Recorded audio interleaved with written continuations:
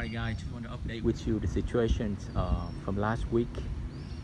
Remember I had a few injectors coat came on for my car, and last Friday I went to the dealership.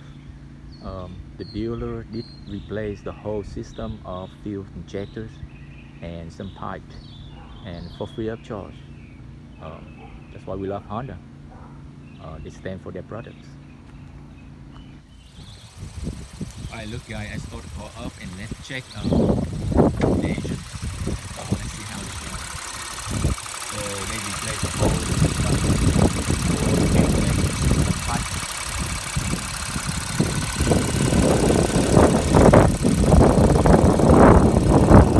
If you haven't done yet, any issues with your fuel injectors, some coat came on,